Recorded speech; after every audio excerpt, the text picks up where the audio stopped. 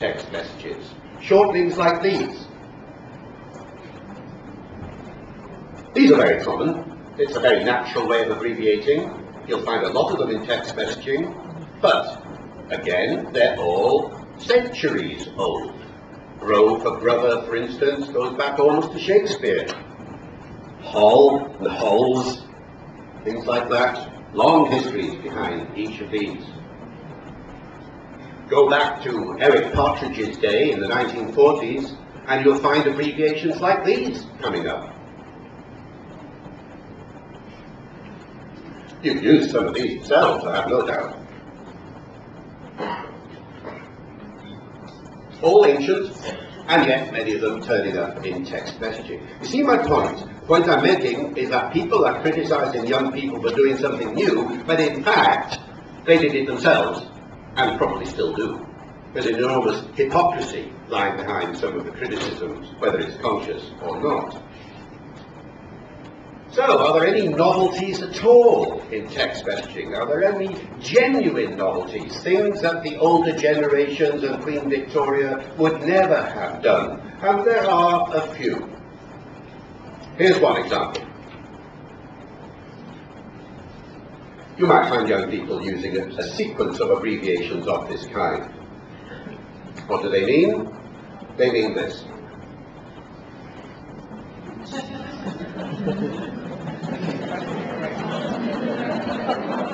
And you can go on and on and on. You can build on this pattern and make it longer and longer and longer if you like. It's a form of language play. None of these are very common. I've hardly ever seen the third one, for example. But it does exist. It's the first one that's common. The second and third are very rare. Even the first one is not very common. But this is interesting, that you take an abbreviation and you build on it. You make it more clever by adding little bits to it. That's what's new in this particular case. And that's what happens with the smileys, the emoticons, the little combinations of punctuation marks that stand for various emotional feelings, attitudes, and so on. You get that kind of increase in number, as in this next example.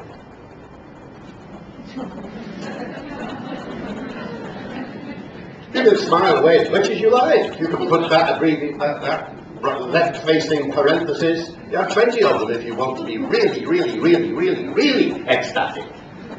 And young people do, and indeed some older people do as well. This is new. First of all, the concept of the smiley is new, and the evolution of it in this increasingly intensified sort of way is also new. So there are some aspects of novelty in the text messaging situation. These are examples from English. Well, naturally, this is Hopi. What about other languages? Well, when I was writing on this originally, I looked at as many other languages as I could find to see whether the same sort of things went on there. It wasn't easy, let me tell you. For a start, people are a bit reluctant sometimes to share their text messages with you. I would go up to people and say, can I look at your text messages? And they would say, no. No, they're mine, they're private, you can't see them. I would say, but I'm only a linguist, it's like a doctor asking to examine you. I'm very neutral about this, and they would say, no. And I'd say, well, if I gave you £1, oh, well, that's different. Or I remember getting in touch, I was having real difficulty getting examples even in English once upon a time. So I remember emailing my daughter Lucy, who lives in Amsterdam, and saying, Lucy, can I see a collection of your text messages, please? She said, yes, give me half an hour. And then through the ether came the most innocent set of text messages you would expect to find from a 20-something living in Amsterdam. Very grammatical, punctuation everywhere. I said, Lucy, these are not real messages. She said, Dad, you're a linguist. I'm not going to send you messages that are bad grammar in. Well, anyway. So it's difficult getting hold of the material sometimes, but you try. It's especially difficult with foreign languages. I don't know what the situation is here in Croatia, but in an awful lot of countries, young people prefer to text in English because it's cool, you know, and not so much in their mother tongue.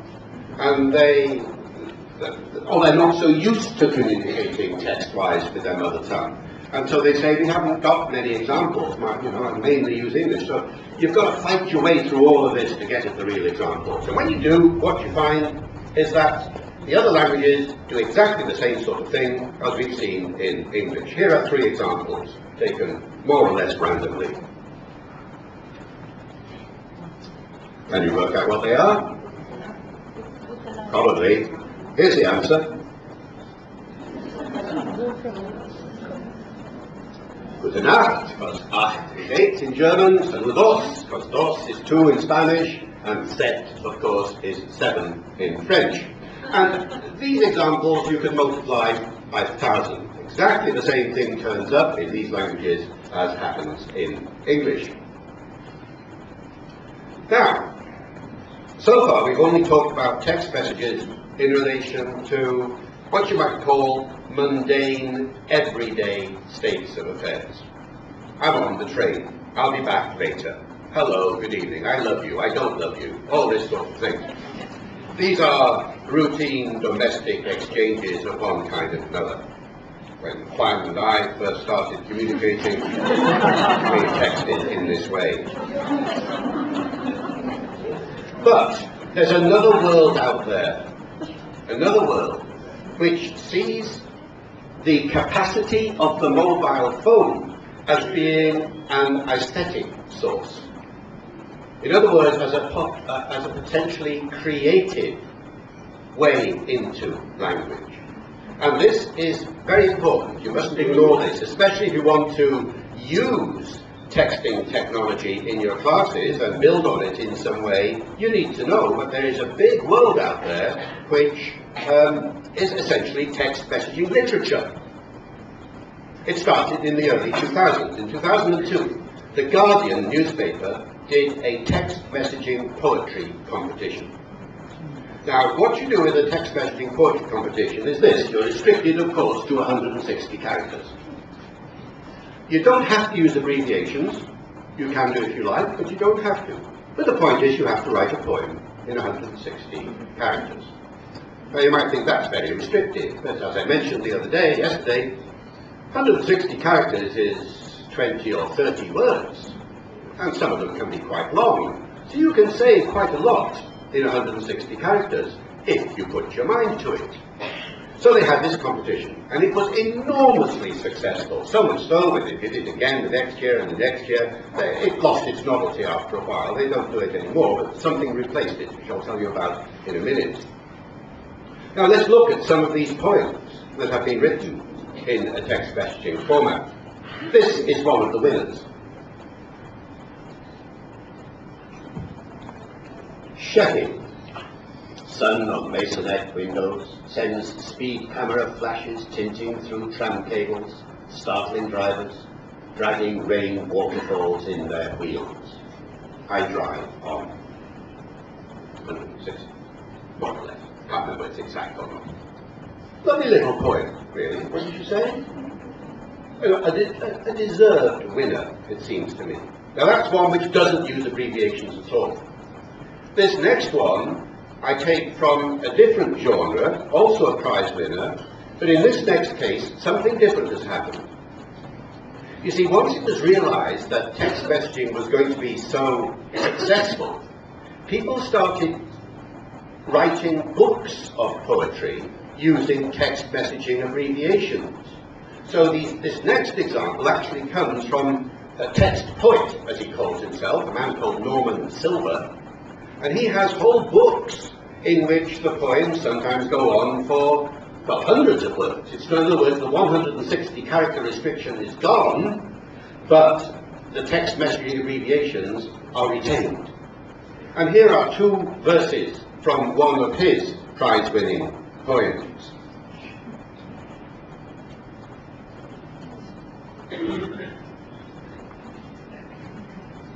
Nobody is texting me. I'm troubled and I'm stressed.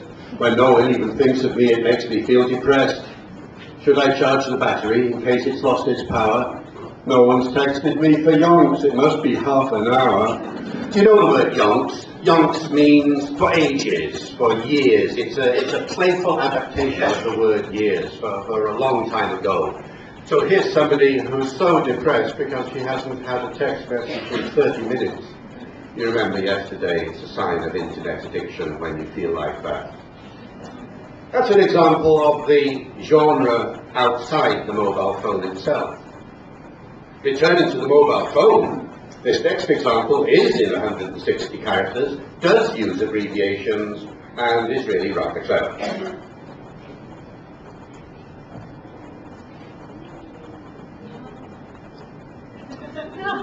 Quick, hurry up and text me. Tell me you love me. Tell me how much you want me. Tell me I'm the one. Oops, wrong person. I sent it to my mum. That is so true. I know several people who have sent text messages to the wrong person by mistake, including me. Here are two more prize winners. I'm giving you lots of examples because I want you to get a sense of the range of expressiveness that it's possible to have using even a restricted technology like this one. What do you think of this one? Another 160 character item. The wet rustle of rain can dampen today. Your text buoys me above oil rainbow puddles like a paper boat, so that even soaked to the skin I am grinning. Lovely. Aww.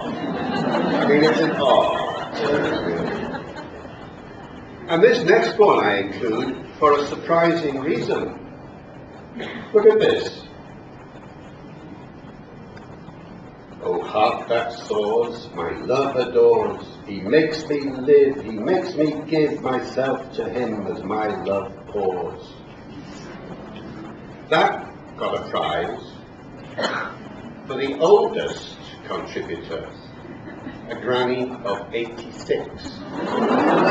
Wrote that. Yes! Young people text? Not only.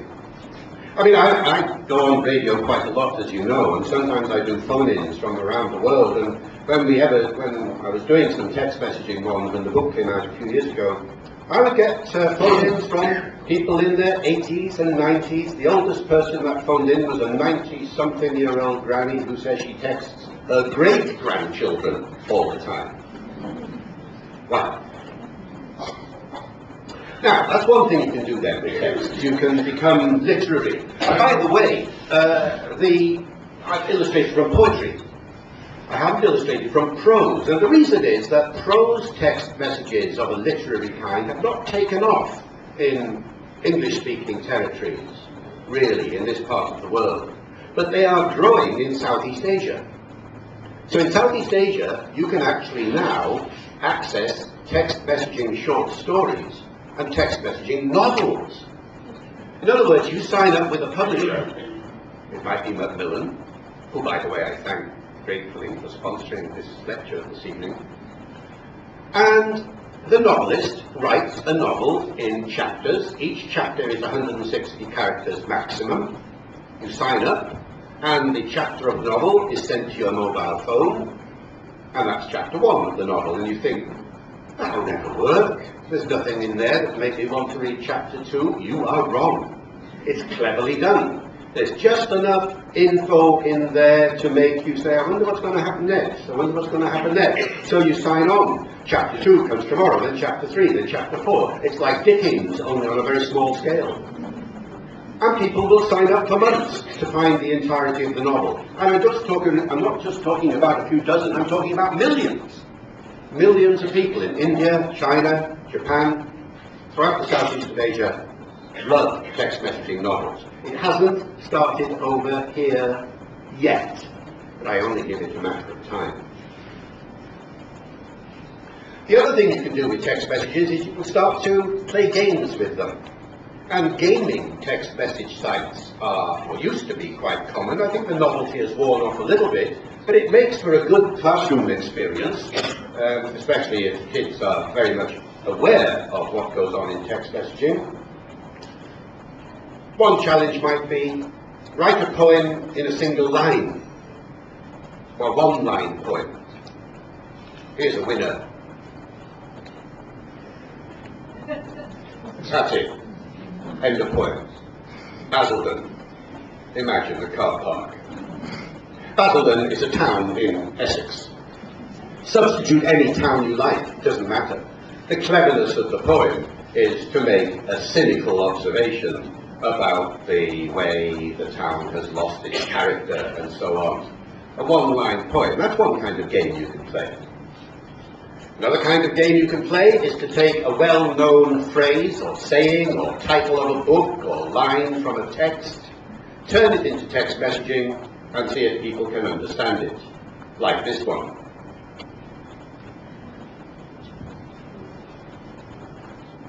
Which of course is this.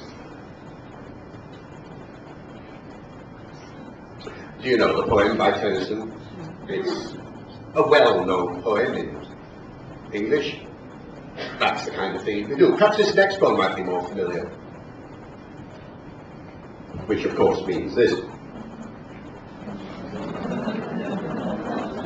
That's quite clever. I think that's quite clever. These are just two examples I've taken at random from quite a large number of cases. If you want to really up the ante, as it were, to go for something really sophisticated, take a very well-known text and translate it into abbreviated form. This one was a prize winner in a religious text messaging competition a few years ago.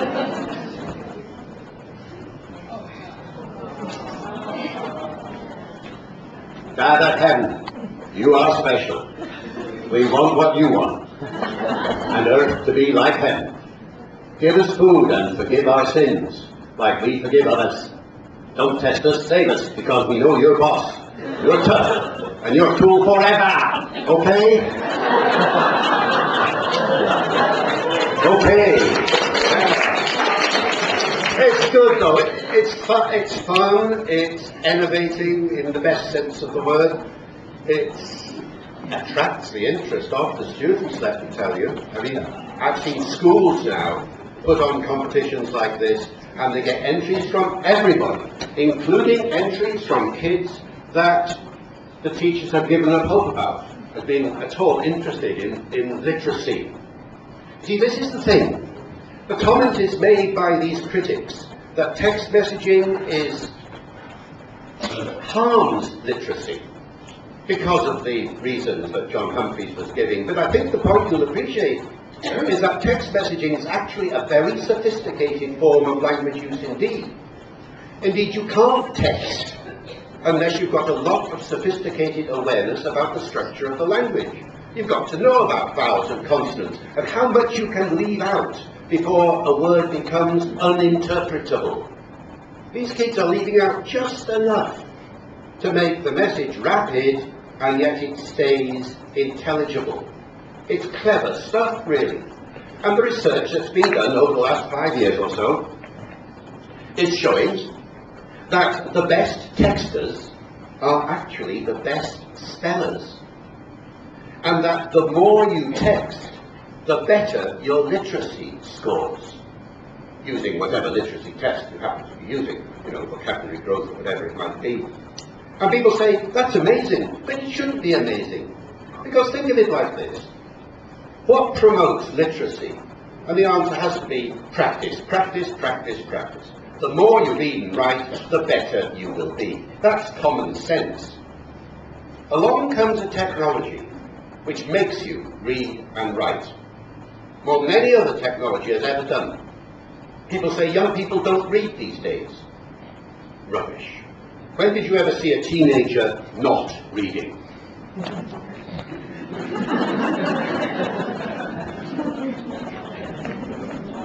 They're reading all the time. That's what they do. That's what their lives are. Either in public or surreptitiously beneath the desk, if they brought their mobile phone into class and it hasn't been banned. You know, they are reading all the time. You might say, but they're not reading Dickens and Shakespeare. No, but they are reading. And so you see the point, that it should be possible to make a bridge between that technology and the reading you would want them to experience, if, first and foremost, you respect the technology. This is the thing. There was an amazing experiment in a British school about 5 years ago in the Midlands, in Wolverhampton. It's called the Wolverhampton Experiment, this sort of circle, where the school said, all right, this is their world, text messaging is part of their world, the screen is the centre of their world, let's respect it, therefore. So whereas previously they had banned mobile phones from the school, do not bring your mobile phone into school or it will be confiscated. Now they said, bring them in. They're fine, they're okay, they're good. Kids couldn't believe it. And they came in, and of course, for a little while, they were all cheeky and you know, using their phone to text everybody and not paying attention and so on and so forth. But after a while, they got bored of that. After a while, they realized that the teacher was actually going to use the technology as part of the classroom work. Now, I've seen from some of the sessions that you've had here that some of you are already into this kind of world, and you will know, therefore, how successful it can be if you take the mobile phone technology, or of course the internet generally, and build it into the classroom work.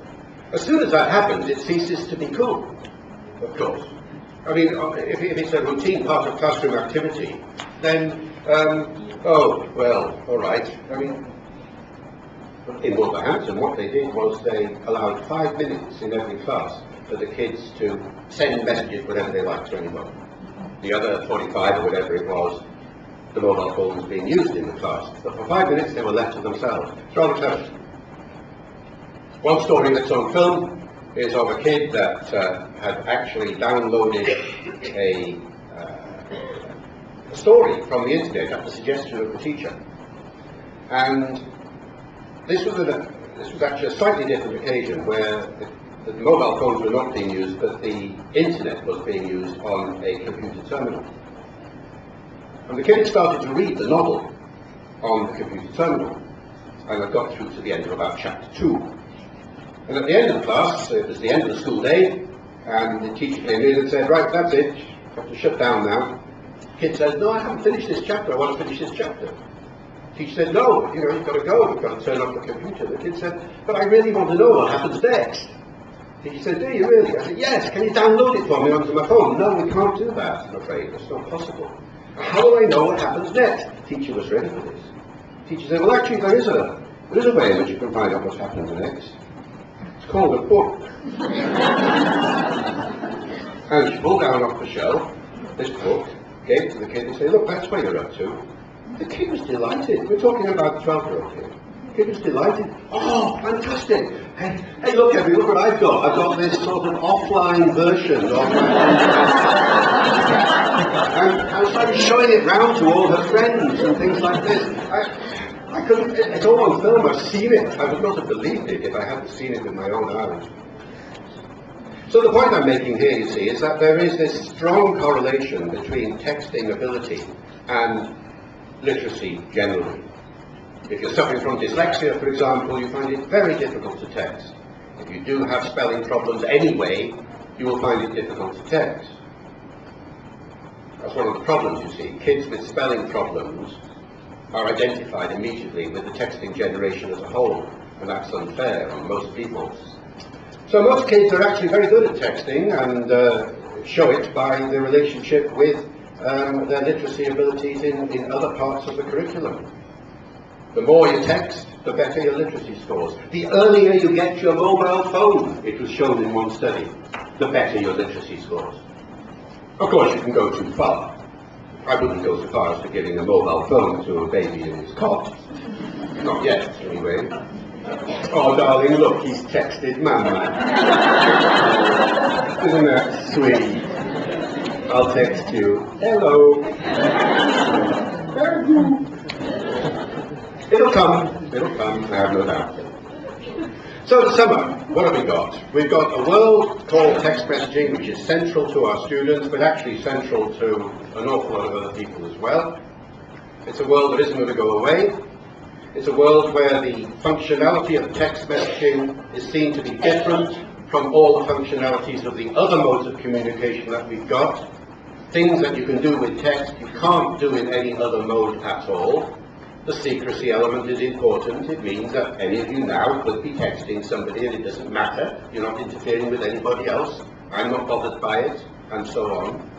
You can use text on occasions where other techniques would not be available. Many famous stories now in the literature of this happening. Do you remember the Virginia Tech shootings a few years ago, where some maniac went into Virginia Tech in the United States, started killing all the students? What did the university authorities do? They knew that there was a maniac on the premises, so they emailed everybody. Just think about it. You're on your way to the university and they email you. In other words, it's on your home computer or it's on your terminal at the university. That's too late. They learned from that experience. Now they text message everybody. Now you know, now you're getting a message on the way in and you can turn and go somewhere else and avoid the problem. A famous case in China a couple of years ago, where a gunman broke into a bank, held the secretary hostage, and kept watching out of the window for anything to happen. The secretary, behind her back, her hands were tied, but she was able to get hold of a mobile phone and texted behind her back in Chinese what the gunman was doing to the police, so that the moment at which he was doing something away from the window, they were able to break in and catch him and free her. So all sorts of lovely stories like this about text messaging, showing that it has a functionality that is not like other functionality. So text messaging is here to stay. It needs linguistic analysis in order to demonstrate, to knock down the mythology that surrounds it. It needs linguistic analysis to understand what's there. The kind of patterns that I've shown you this evening in relation to English, you could replicate very easily in relation to the other languages that you speak, or that you teach, or that you work with. It's a situation where the kids themselves love to get involved in doing the analysis. Once you break down that reserve, they have a great time collecting text messages and comparing them, seeing if there are differences between old and young, as you've seen there are, or differences between male and female students, which there are. What differences? Time for just one example. Do you know that girls use more exclamation marks than boys? You do now. That's the linguistic fact. The interesting discussion is why. And that produces a really interesting discussion with a group of youngsters as to why this should be happening at all. Is it the case that girls' messages are more emotional than boys? What's going on here? And every one of these little linguistic observations can lead, I think, to a lesson plan, if you like. And that's what I hope, anyway. We have to stop now, because it's time to do some closing remarks. Thank you so much.